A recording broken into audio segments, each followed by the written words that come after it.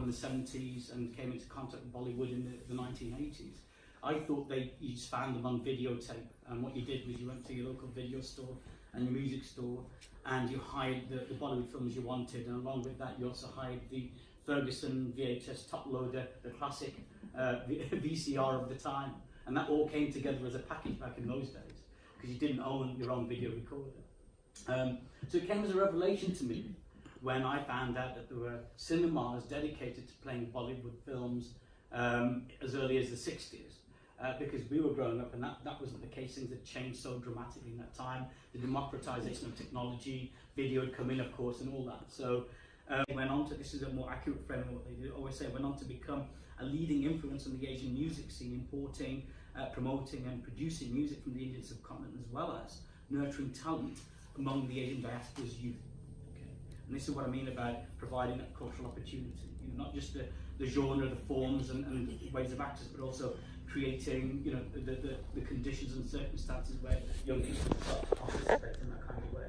The Oriental Star agencies remained at its site in Borsa until 2017. So if it's 66 in 2017, it took 50 years. Okay, 50 years. The company website described the following: "We are one of the leading record companies in the United Kingdom. We have been in the Pakistani and Indian music business since 1970 and are honoured to have introduced many major artists like Nusrat Fateh Ali Khan, Nalkit Singh and Bali Sighi. I mean, these may or may not be familiar to you. We are very proud of our association with Nusrat Fateh Ali Khan. He's a global legend, which started from the beginning of his career to ultimately his tragic death. There are over 100 recordings of Khan Sahib available on our label. We are very honoured that two of the three Asian artists featured in the Sunday Times list of the greatest 100 musicians of all time, Nusrat Fateh Ali Khan and Bali Sighi, are on our label. So that's Nusrat Fateh Ali Khan is an absolute global legend, again, some you may or may not know, and so too Bali Sighi, and for them to be on OSA's label is quite significant. So it closed in 2017. I was fortunate enough, again, indeed privileged to have worked on a project that allowed us to go in, record, document and gather that material. Hearing Mr. Ayub's story, he gave us his oral history, his oral testimony. Hearing his story was an incredibly informative experience, an inspirational experience for me, but also incredibly informative and educational. His story and the story of OSA in many ways marks the history of the South Asian community, particularly through the 60s, 70s and the 1980s. And that's what I felt when I read when I heard the story. So that takes us on to, I guess, our first question to you, Mr. Ayub. Please do tell us a little bit about coming to the UK and your first years leading up to and opening Oriental Star agencies. Okay, thank you very much. Well, he has introduced me, but my story is very simple. I was in Pakistan, living in Gujarat, which is 70 miles north of Lahore, if you know, and 100 miles south of Islamabad. So in between the two. I was teaching at the time, 1950s, started 57 in a high school teaching science and maths. Then went on to a college to be a demonstrator doing physics experiments for the first year and second year students.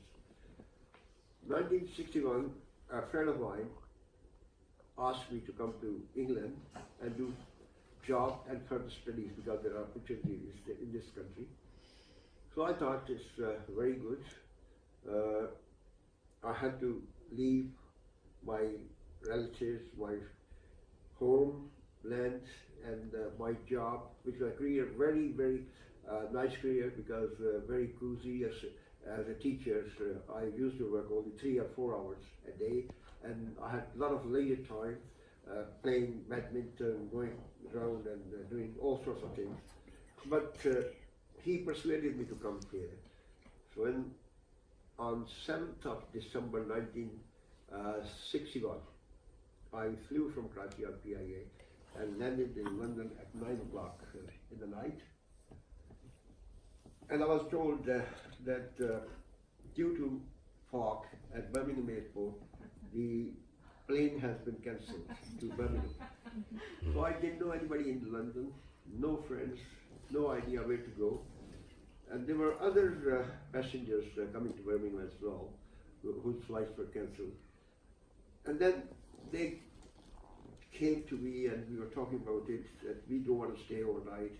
They asked us to stay in a hotel and they'll put us in the flight in the morning.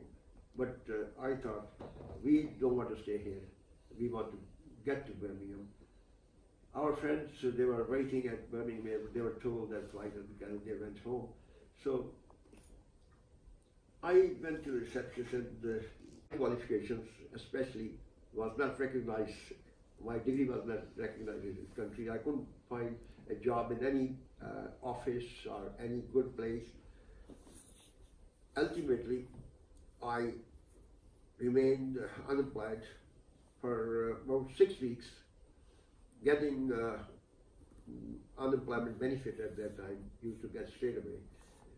It was a few shillings, I think. At that time it was called shillings and pounds. Shilling was about 2.25 pence, I should say. And in that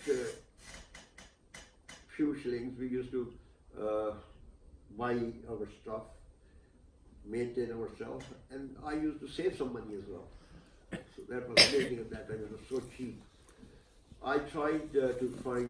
So what I thought was I should do something else. The only idea was to find a better job, but unfortunately couldn't do it. Tried for a couple of months. And then I found a small shop in Balsall Heath Road. That was a council shop which was rented from council on a lease.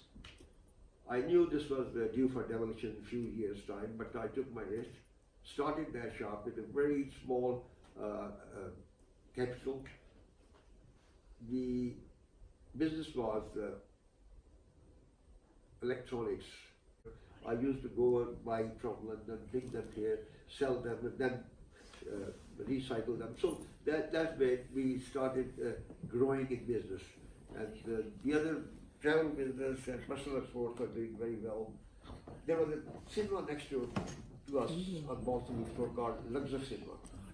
People used to come to watch matinee shows. At that time there were no full-time Asian cinemas. They used to, some entrepreneurs used to hire cinemas on the weekends, Saturdays afternoons and Sunday mornings, because they were showing English films in the night, in the evenings. So daytime, they should be 11 o'clock probably, Sunday and Saturday. They used to come to the cinemas dressed up properly, just like a community center, come there half an hour earlier, discuss their problems, letters back home and their problems and the difficulties they were facing. So it was like a community center, a get together for them, because there was no other ways of entertainment and no other socializing place for them, because Muslims couldn't go to the public houses at that time. So people used to come to my shop. We used to open 7 days a week at that time to cater for these people coming to the cinema. They used to come to our shop and they said, why can't you get us the music for these films? Because they were stopped. There were no radio programs, there was no tape recorders, there were no videos at that time in 1966. So I thought this is a good opportunity for me to do something for my community. I went to Hayes, to the EMI office, who had their companies in India and Pakistan, EMI Pakistan and EMI HMV India. Asked them to import records for me, and they kindly agreed.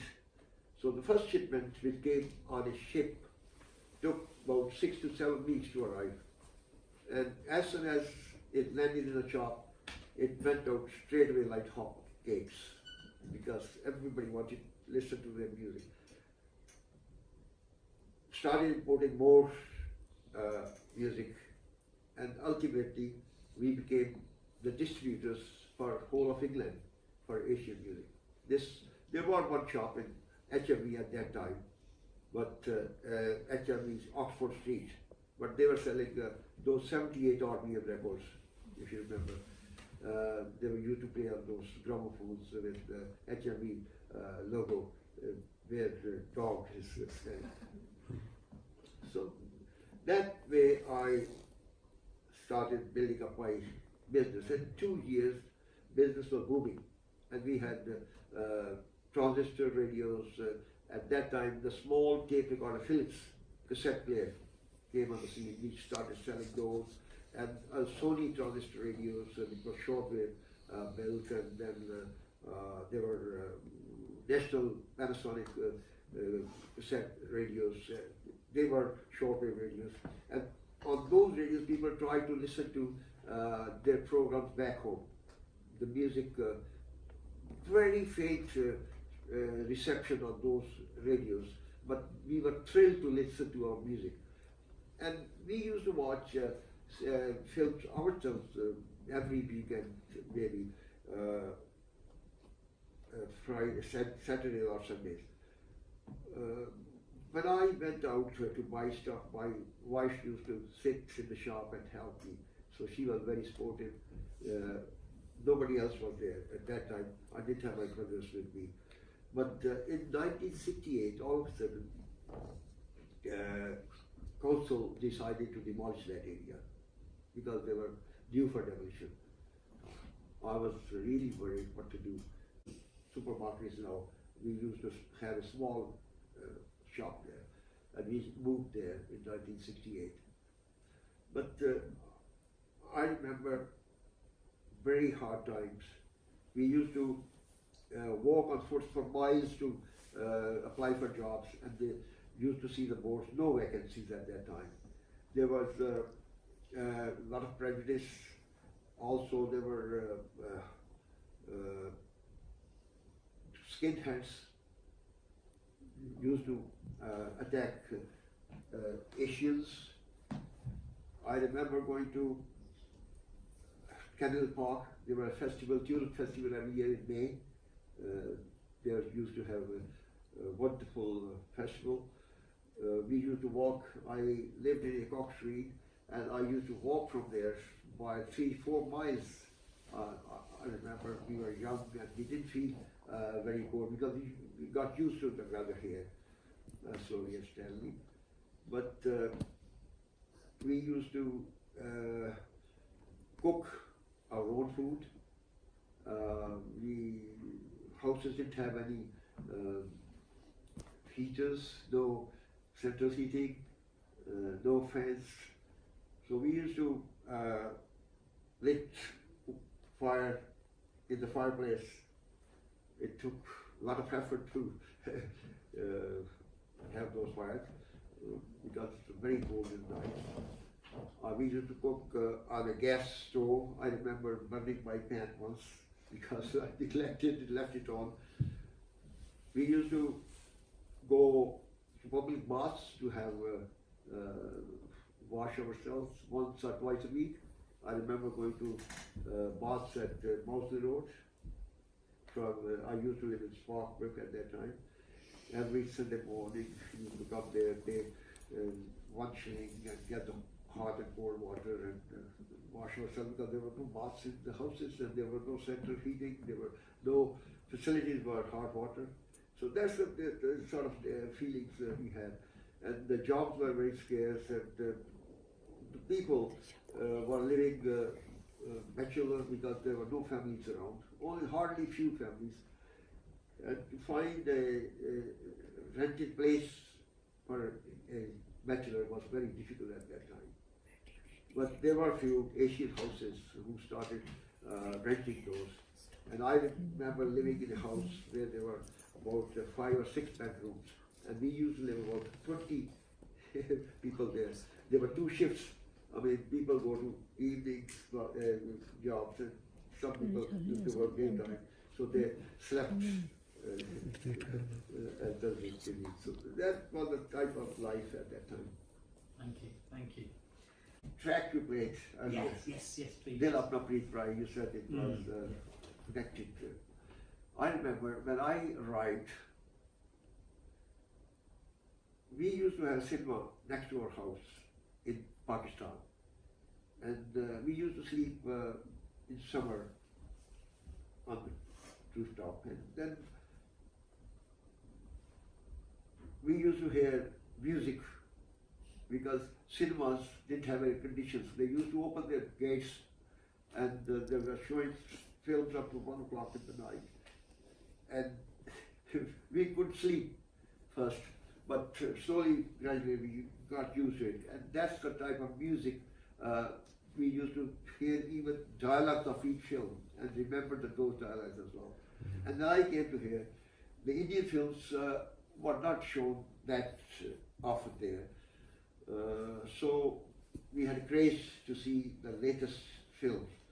And I remember when I arrived here, a friend of mine took me to a cinema in Darleston, Regal Darleston, which was a travel by 3 different buses to go there.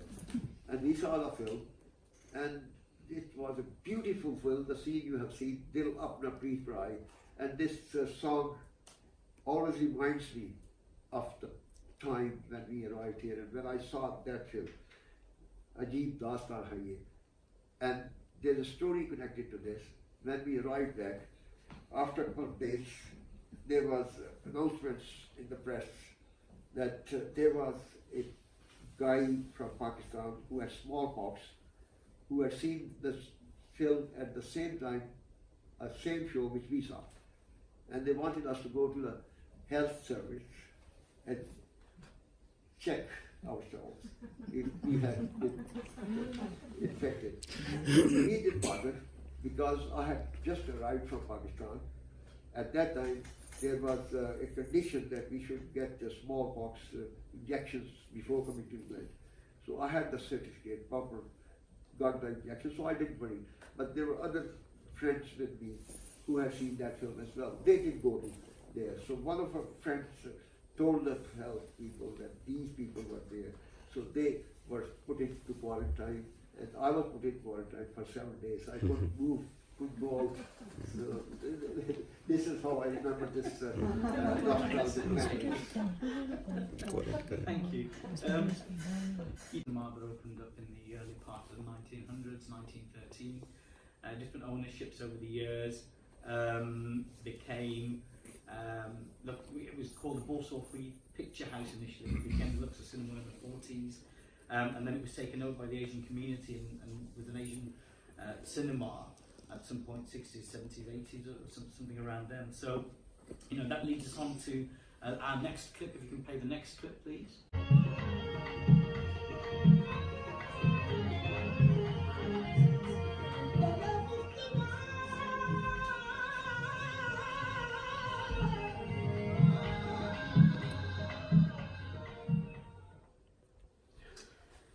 Great. I mean, this is at Luxor Cinema.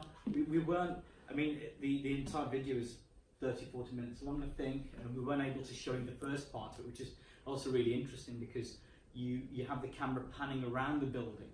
So you see the walls, you see the structure of the building, and you'll see the audience, some of the people there. You see that the audience is made up of women, not just men, and young children. They're there as well. And then you see it pan across and you see some of the technical performance. This is an event in time that's being recorded.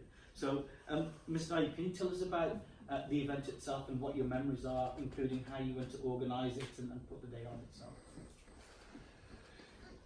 This is 1980, September, first week of September 1980. Nusrat Fateh Khan was introduced to us by a friend of mine who used to record for us from Pakistan. He brought a recording in 1977. Me, my brother Farooq, who is sitting there, he was our director, and another guy called Sam Sagu, Bani Sagu's daddy. We were there. We put it on 10-inch Sony reel and played it in the office. When we heard his voice, we said, "Whoa, what an exit voice. We must bring this voice to the world." We were so immersed into it. We couldn't move, really. And we released 4 tapes from there. which became very, very popular. And in 1980, August, Nusrat Ali Khan came from Faisalabad, Pakistan, to perform in UK. And his first concert was at Digmas City Hall, Birmingham, in August 1980. I went to see this with my family. It was a wonderful performance. He gave a very spiritual, high energy performance. Everybody was very impressed, but unfortunately, there were only few people watching this concert. And I was the General Secretary of Pakistan Welfare Association at that time, and our chairman, Dr. S. Khan, we decided that we should bring this voice to wider audiences. So we requested his manager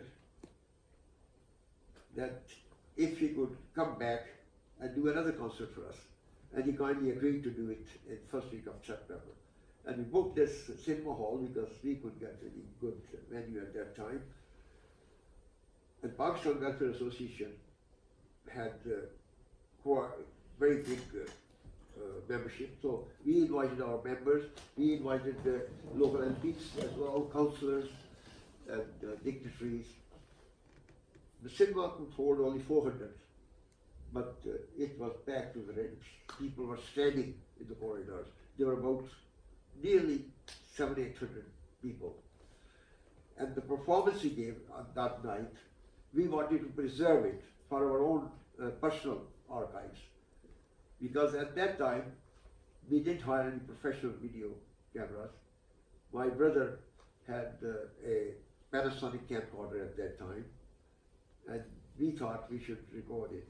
He and his friend, Tahir Mahmood, they were novice, they didn't know how to record it. They recorded it for our own personal prayer and archives.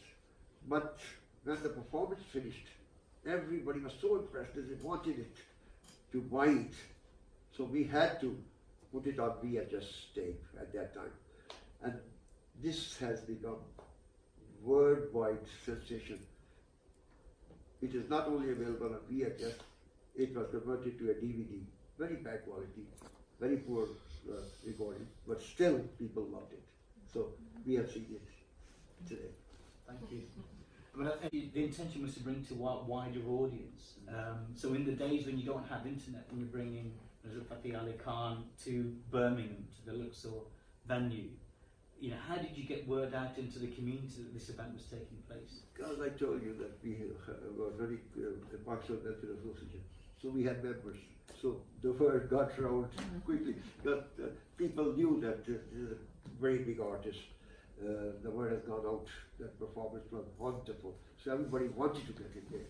And there were artists, Balbir Singh Jaggi, Apna Sangeet, they were all DCS, they were all there. And they were fascinated and trounced really. And I remember that when we opened our shop, 68 we had to move from there. But during those 2 years, something special happened. Our accountant, Mr. Saeed Zafar, late, he used to come to the shop every Saturday. And Saturday was our busiest day. I didn't have time to scratch my head even. My wife used to help me because I was running the shop on my own. And the demand of the records and the cassette players and the booking tickets and booking those personal exports, it was quite a huge task. And he used to come running around 12 o'clock or 1 o'clock and take some records, give me this, give me this, give me this.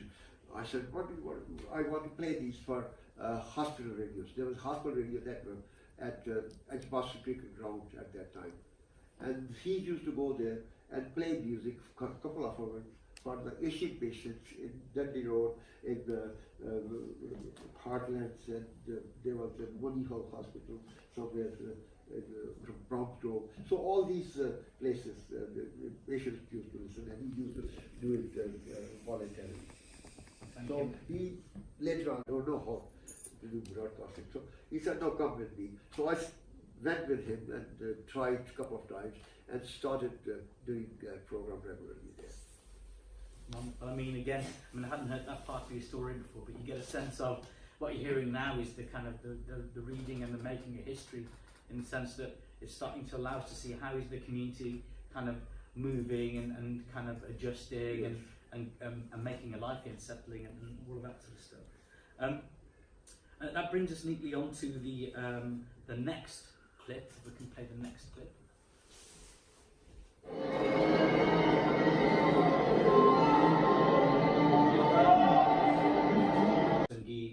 And various others, and these are, you may or may not know, quite well known Bhangra bands and Bhangra artists, and they came through that song contest sort of program.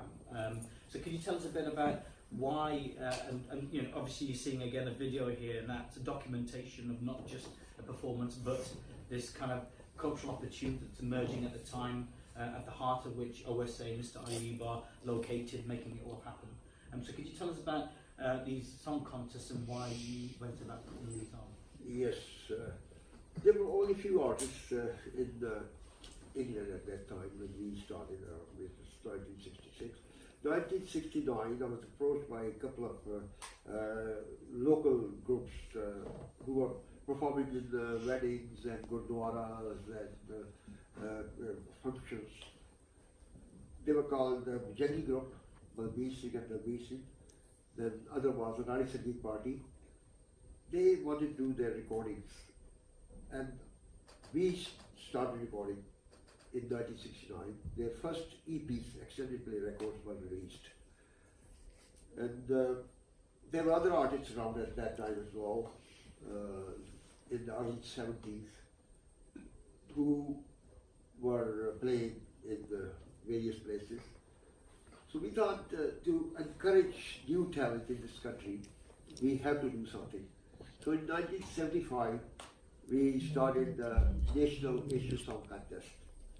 And to get the entries for the National Song Contest, I contacted BBC, and all the BBC local radio stations who were doing Asian programs at that time, they used to send their entries to us at Oriental Star Agency. And we used to sift through them, and the finalists were invited to Birmingham Town Hall first, and then lately we went to Odeon Cinema at a bigger venue, and then in the 80s, late 80s, we went to Dome Nightclub, which is Academy now on Bristol Road. So we used to have the National Asian Song Contest. And in 1977, I can tell you that it was the Silver Jubilee year. We had the Silver Jubilee Song Contest throughout the country, and he's were held in Bradford, Leicester, London, and the finalists actually gathered at the Wembley Conference Centre, and we had a very huge concert there, which was recorded by BBC. At that time there was BBC Asian Network. They did rehearsals on one day, and the following day they did the program. And at that time the program was for 30 minutes, and that was the first time the program was recorded for 45 minutes and shown on the television.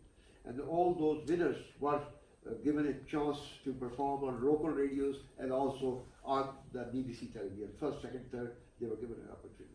And that became very popular because our tradition was that they should produce new songs, new compositions. They should sing film songs or existing compositions. So they had to work very hard. And that way, they were encouraged to learn their language, to learn their music, and learn their culture. So that was very important for them. And this girl, Najma Akhtar, who won the Asian Song Contest in 1985, became a world-known ghazal singer. She performs in New York, she performs in Tokyo, and she's very popular all over the world. You can see it on the Google, on the YouTube, her concerts, amazing concerts. And there were other artists who were promoted through this. There were Hira Group, there were Pradeshi Group, this Alvinder Safri, Deep the Mega Band, all these bands and ghazal singers, a lot of, and the judges used to be of a very high caliber. likes of Nusrat Fateh Ali Khan, Hansraj Khan, Ghulam Ali Khan, Parvez Mehdi. They used to come from Pakistan especially to decide. And the whole contest was recorded by BBC radio station and put it on all the local radios. And the first, second, third, they were given an opportunity on which was the biggest platform of the BBC television. One of the biggest Bangla artists performing all over the world. And by the way, we started recording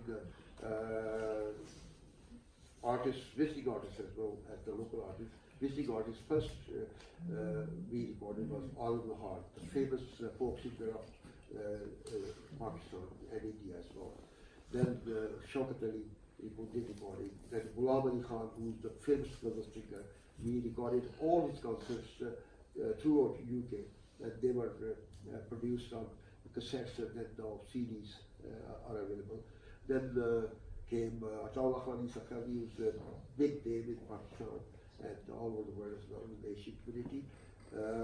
1975, we were fortunate enough to introduce Qawwali to this Western world by Sabri Brothers, because Sabri Brothers were very famous at that time. They had already performed in New York and Europe and big concerts, Carnegie Hall in Washington. So they were very big. And we were fortunate enough and we were privileged enough that me and my brothers, following that Muhammad Yusuf, we were the first one to introduce this Qawwali, and I traveled with them throughout UK, Sabri Brothers, and their concerts were very, very huge concerts.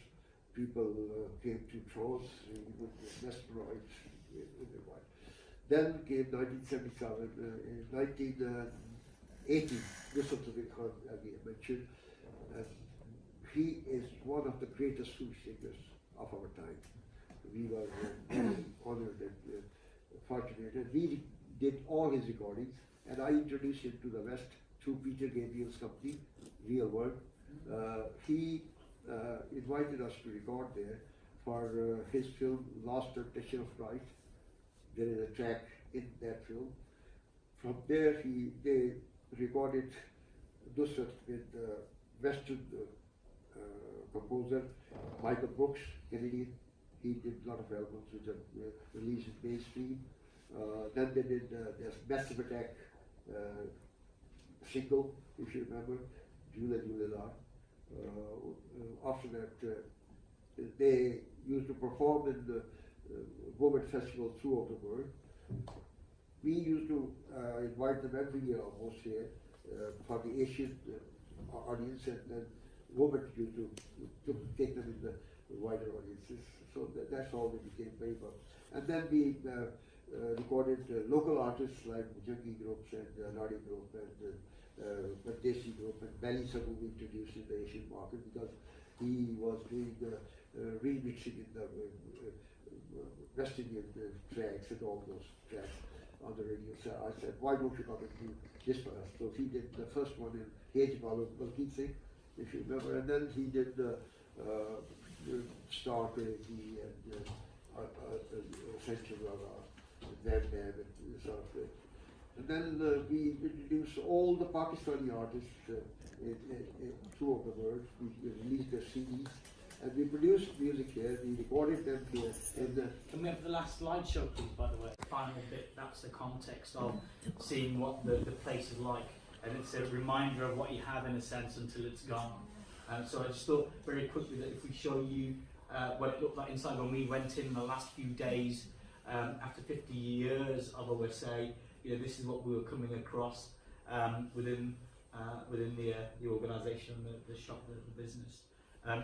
But yeah, so when we came in, we found all of this material, and the project we were working on was able to recover some of this, and that's currently with colleague and good friend Faisal Hussain of Trueform Project, and so we're working out what to do with that. But there's a really interesting, fascinating thing about how you find that material in the community, and at what point it becomes an archive. If you see what it is, so there's this jumbled stuff out there, and it exists in all sorts of ways and forms: video, records, CDs, tapes, machines, and it, you know, it exists in all sorts of different places, not just OSA. And it's a case of, well, how do you find this stuff? And when you find it, how do you work with the people, the community, to bring it in? At what point does it become an archive? And what does it require to make it accessible? And I think, for example, I've made people like Mace, the Media Archive of Central England, or our local authority archives and what have you. There's a phenomenal amount of experience and expertise to help with all of this. But what you can see is what we found pretty much right at the end of the journey of OSA. And, you know, going across there just the other day, the building is now, the premises is now a kebab shop. The German donor company is a specific business that's there. So this entire 50 years suddenly vanishes, and very quickly you forget what it looked like, and so on. So the films that we've just seen of the work of OSA, the material they kind of generated, produced, collected, that some of that has been collected and put somewhere, but a lot of it, you know, has been dispersed because that location site and the reason for it to be together is no longer there in the same way. So it was important that we also showed you this slideshow of images of what the venue, what the site looked like in its last days. And you can see the kind of frenetic nature of it and the built-up nature of it over the decades. All the technology, the records, the videos, videotape, VCRs, and so on. We saw the pictures earlier, Mr. Ayub, finally. I mean, I guess, I mean, I don't know if we have time, but if there's a question or two, might we have a just a couple of minutes, yeah. Yeah. So, I mean, does anybody have a question for Mr. Ayub they'd like to ask? Yes, I would. Well, it's a pleasure to hear about your story. I wonder how many people, you've mentioned your family involvement, but I mean, this looks enormous. So, and did you have people that were gaining skills from the community because they came to support this work at OSA? I mean, how many people were actually involved in all of its operations? Because this just looks like an enormous... Over the years, we had many people who used to there were full-time staff working for us, and then a lot of volunteers were helping us as well. My two brothers and my two nephews, there were other employees as well. We were about 11 people working on this site all the time. And I also used to work for BBC Radio for 25 years, local radio. I was the first one to start Asian programs in this country in 1971 in Birmingham, BBC Radio Birmingham. And we went on to do this program until 1995. And then I became involved in the Birmingham Commercial Radio XL. I became the director there, got a license, so I had to leave the BBC and work there. So I took all the music from my shop. BBC didn't have any library for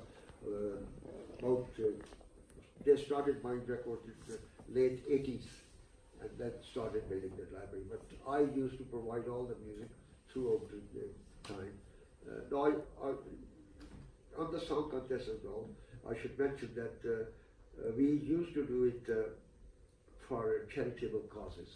We used to donate money if we made any money from those song contests. In 1984, there was the Ethiopian crisis. We gave £4,500 through Oxfam to the people there. Similarly, we gave money to the Children's Hospital, Birmingham, Disabled School, Brace School, and Longville Deaf School. And there were charities in Bangladesh, cyclones, earthquake in Pakistan. So a lot of charities we used to donate money. I mean, we never used to make any profit. It wasn't a commercial. It was just to promote our music, culture, and language, and pass it on to our next generations. Another question, maybe a final question if anybody has. I mean, we'll kind of bring it to a close there, but I think it was, it's been a valuable opportunity to hear about the work of OSA, Mr.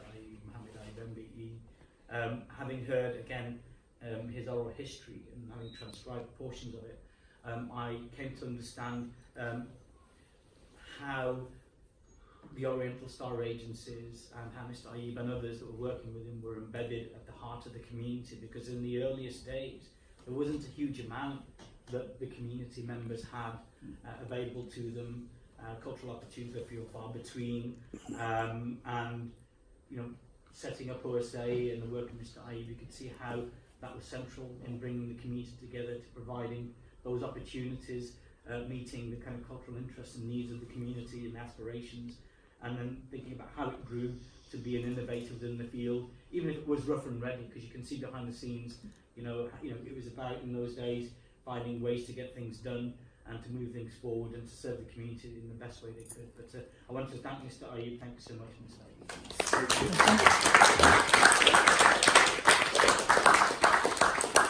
And thanks to Izzy. Just to mention, we said in the brochure originally that Faisal Hussain would be